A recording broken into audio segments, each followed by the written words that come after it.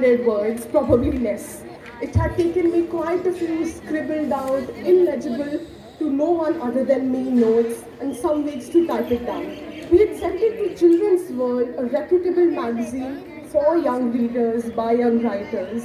I had my mother at the helm, my anchor as we navigated the crisscross waters of first publication. And when a month later, an early copy of the March edition of Children's World with my story by Anantini Mishra in its content page was delivered to our home, it filled me with an inarticulable joy. It was in that instant that I knew writing and I would never be apart. Some matter of this world was mine. I had created something. Whatever could be more fulfilling. After a while, I had quite a collection of short stories written. It were my grandparents that gave me the idea of compiling it and publishing the book as a collection of short stories. I was, of course, quite fanciful to the idea, and so came Treasure of Short Stories in September 2018 on my Baba's birthday. Fictionalized, dramatized collection of stories, but all somehow connected to my life. I should be impartial as an author, but The Golden Bag, one of the short stories, is one of my favorite things of I've ever written. It is about a bride who takes the first journey to her husband's home, the knowledge, the goods and gifts that had been imparted by her parents, the wisdom she carries along. It has a sensitive touch for me.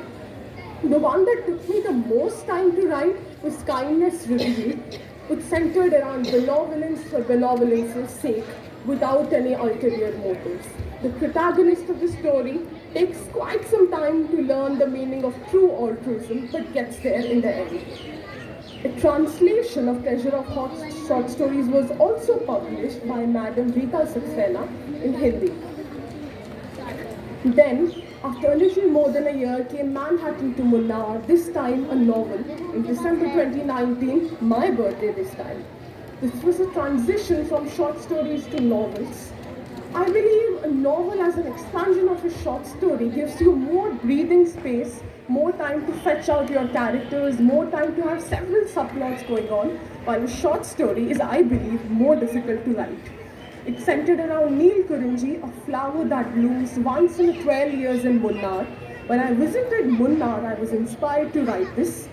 The two protagonists, two sisters, they undertake a journey to see this flower. On their path, they are faced with an unforeseen tragedy. Now, it's a source of constant consternation between me and my nani, whom I call Kunima. Why do you always write about emotional things? Flowers, meadows, rainbows. Can't you write about all of that? I'm, as always, unable to answer her, for I don't understand it myself. It is an inexplicable attachment. Then, after Manhattan to Munnar came Amalgam in November 2021, this time my great-grandfather's centenary birthday. My mother is still very patiently waiting for her turn. 2020 was the year which rocked the world from its axis, and my publications became more of a weekly affair. I published various genres, various writing styles in Indian periodicals. I explored poetry, sonnets, and haiku. Amalgam is a collection of book reviews, poetry, historical archives, short stories, lots of genres, lots of writing styles. Pandemic gave me more time to write, which I was not used to, and I took full advantage of that. In fact, I would like to read out a few lines of my favorite poem, The New Dawn. Shall those days of laughter under the dawn and under the dusk ever return? Shall our bodies ever bask in the incandescent sunlight or bathe in the sublime moonlight? Will our minds be pious with hope, our hearts filled with love that the oceans deep and rivers wide? Will we once again experience ecstasy as free, as buoyant as the lone kite?